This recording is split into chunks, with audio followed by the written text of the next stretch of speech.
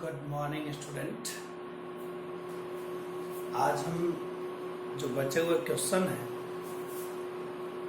5.2 के उनको डिस्कस कर रहे हैं। तो पहले question number 15,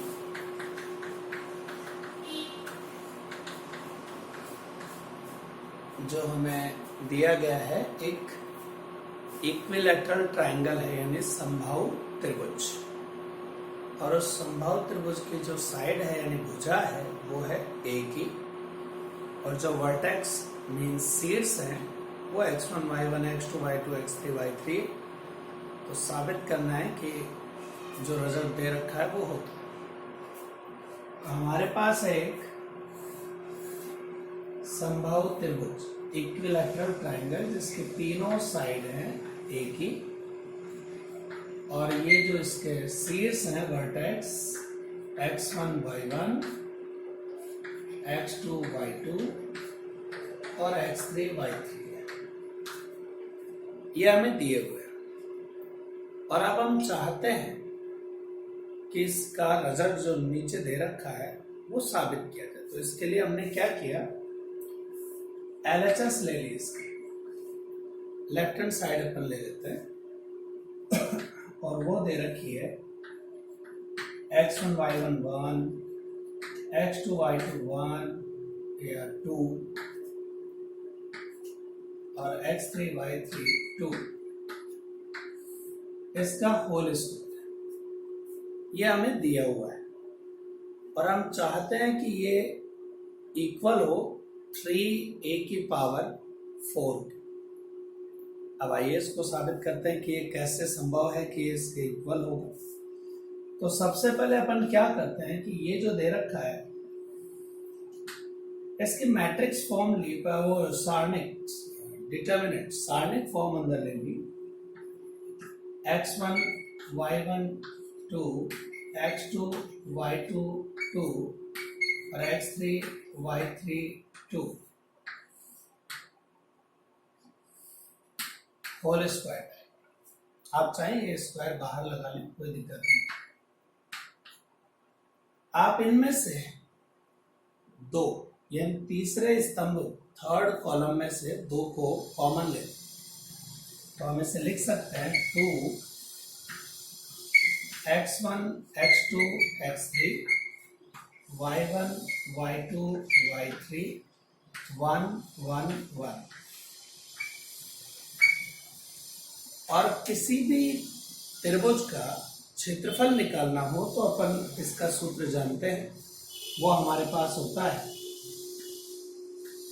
1/2 bracket x1, y2 minus y3 plus x2, y3 minus y1 plus x3, y1 minus y2। ये होता है।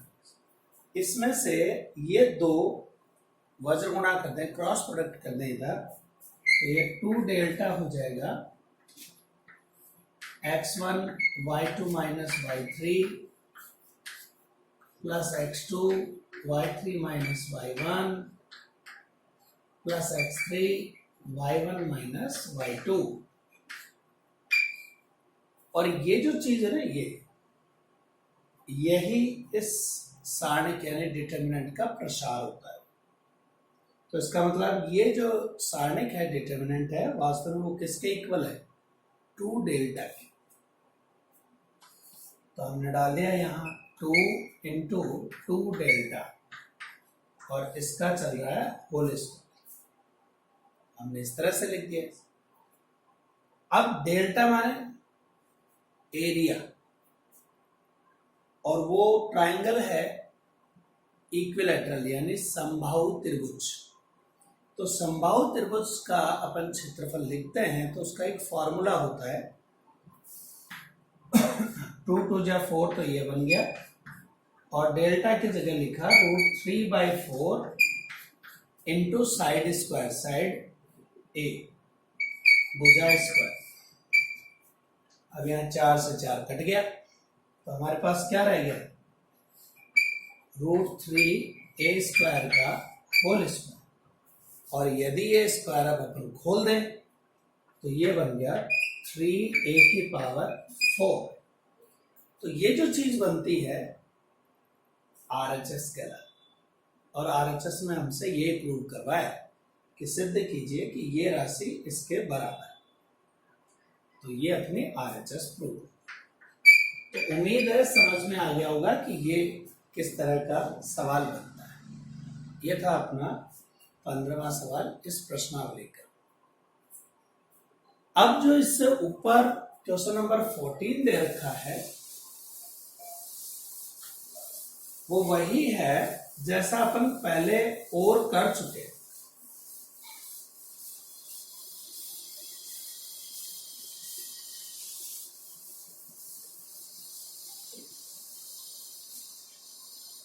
जो और अपन कर चुके हैं ये वही है,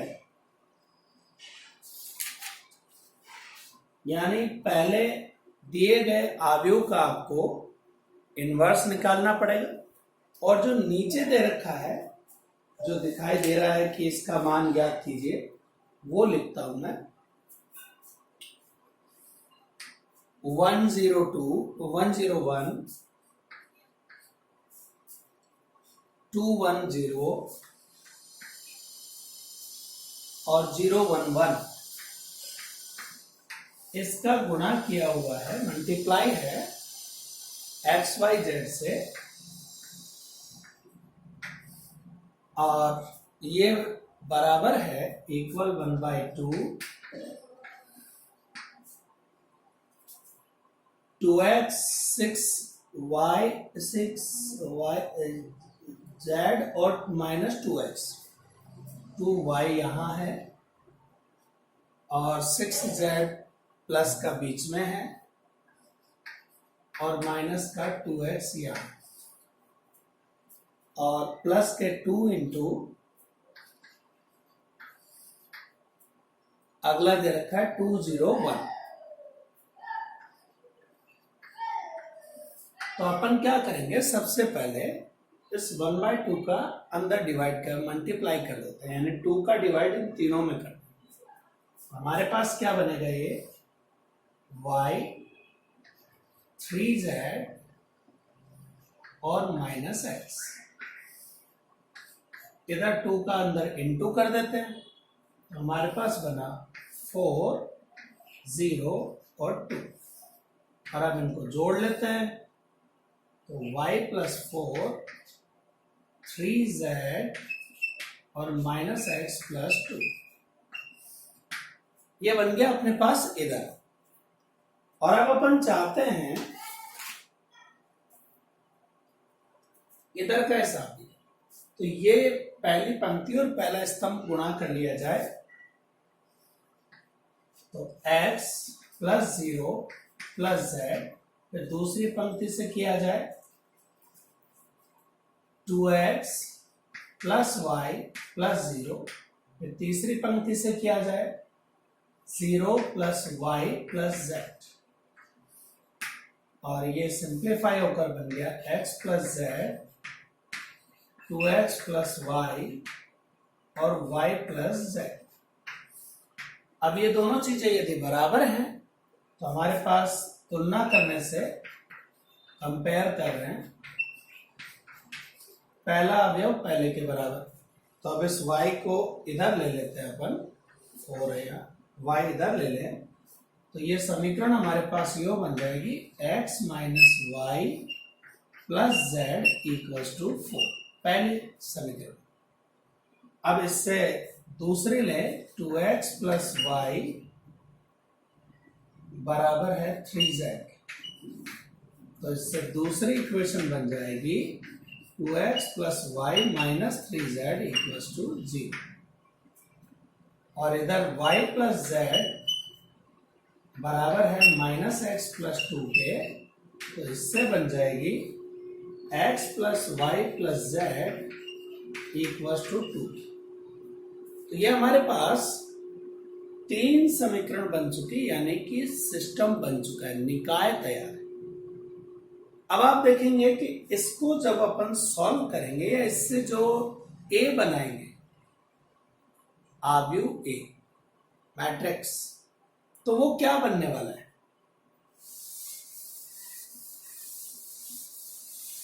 वो अवयव ए वही बनने वाला है जो प्रश्न में अपने को पहले से दिया हुआ है, ऊपर लिखा हुआ है, जिसके लिए कहा गया है कि उसका ए इनवर्स पता करें। तो हमारे पास ये अवयव यहां बन रहा है इनसे।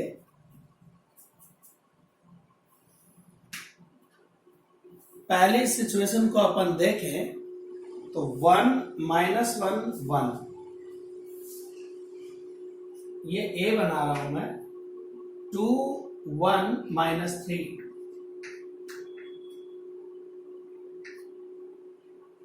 और तीसरी रो है 1 1 1।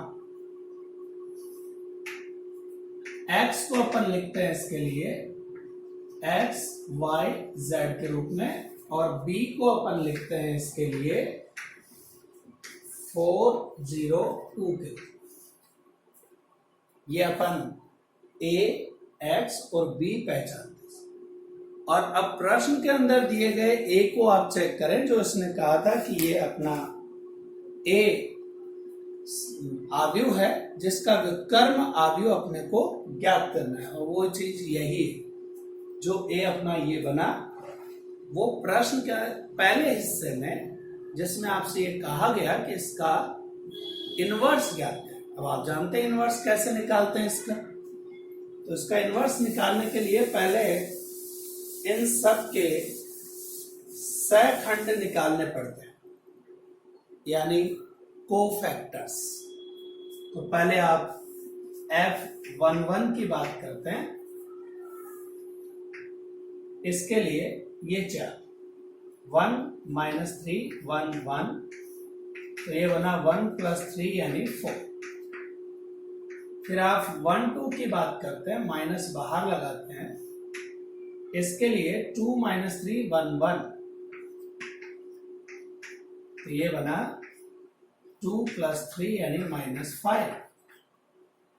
F13 की अपन बात करें इसके लिए तो 2 1 1 1 यानी 2 - 1 1।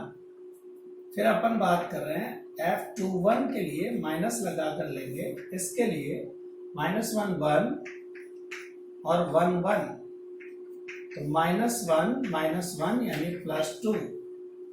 फिर F22 के लिए लेंगे, यानी इसके लिए, तो ये और ये रो और कॉलम छोड़ दीजिए, 1 1 1 1 बचा, और ये 1 - 1 यानी 0। F23 की बात करें तो माइनस चिन्ह के साथ आएगा। इसके लिए लें तो 1 - 1 1 1, तो ये बना अपना 1 + 1 यानी -2। F31 की बात करें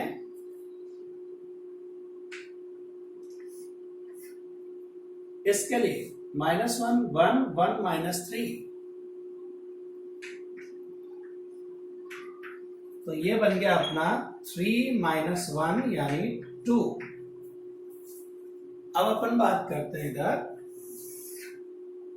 F32 के लिए, माइनस लगा लिया, इसकी बात कर रहे हैं, तो ये नीचे वाली रो और बीच वाला कॉलम छोड़ दें, तो 1 1 और 2 - 3, तो हमारे पास आ गया -3 - 2 यानी +5। और लास्ट F33 के लिए लें तो ये 4 1 - 1 2 1 1 + 2 यानी 3। तो अब इससे अपन ए एडजॉइंट निकालना चाहते हैं, और आप जानते हैं वो बी मैट्रिक्स जो बनता है उसका ट्रांसपोज लेना पड़ता है। बी यहां पर, अब चूंकि अपन उसको नाम दे चुके हैं, तो यहां जो भी मैट्रिक्स बनेगा F12 वाला है, पूरा ही लिख देता हूं मैं। F11 F12 F13 F21 F22 F23 F31 F32 F33, इसका ट्रांसपोज यानी परिवर्त चाहिए। तो एडजॉइंट ए हमारे पास आ गया, यानी सहखंडज आव्यूह ए की बात कर रहे हैं। तो ये जो पंक्ति दिख रही है उसको यहाँ स्तंभ बनाना है। तो ये जो पहले अवयव आ रहे हैं 4 - 5 1, ये पहला स्तंभ। 2 0 - 2 ये दूसरा, और 2 5 3 ये तीसरा। ये एडजॉइंट ए हमारा बन चुका है। एडजॉइंट ए बनाने के बाद में हम चाहते हैं कि इसके डिटर्मिनेंट की बात कर लें। 1 - 1 1, 2 1 - 3 और 1 1 1 की भी बात कर लें। यानी हम चाहते हैं कि अब इसका सारणिक का मान भी हमें पता चल जाए। तो सारणिक का मान का पता करने के लिए हम क्या करेंगे? प्रसार। तो प्रसार किया यहां पर 1 के लिए किया, तो पहले इस 1 का 1 से और -3 का 1 से इंटू, तो 1 - -3 यानी +3, ये तो हो गया इसका। अब -1 के लिए क्या यानी +1, तो 2 का 1 से इंटू 2 और -3 का 1 से इंटू +3, और अगली वैल्यू +1 के लिए किया तो हमारे पास बना 2 - 1। अब ये चीज बन रही है 4, ये बन रही है 5 और ये बन रही है 1, 10, जो बराबर नहीं है 0 के, इसलिए ए इनवर्स का अस्तित्व होगा। अब हमारे पास एडजॉइंट ए भी है और सारणिक ए का मान भी है, सहखंडज भी है और सारणिक ए। तो आप जानते हैं इनवर्स कैसे मिलता है? इनवर्स निकालते हैं एडजॉइंट ए अपॉन डिटर्मिनेंट ए, इससे निकालते हैं। मान रख दे 1/10, तो ये बटे वाला हो गया, और इसका मान ये रहा 422 - 505 1 - 2 3, ये हमारा मान हो गया। अब एक्स बी वाला यूज करना है, यानी फॉर्मूला है x = A inverse B। x मतलब है x y z, A inverse है 1/10 422 - 505 1 - 2 3, और इसका गुणा है मल्टीप्लाई 402 से, ये इनका गुणा हो जाएगा। अब गुणा इन दोनों का करना है, मल्टीप्लाई ये दोनों होंगे, और एक्स वाई जेड को तुलनात्मक अध्ययन से अपन निकाल लेंगे। अब वो कैसे मिलेगा देख लेते हैं।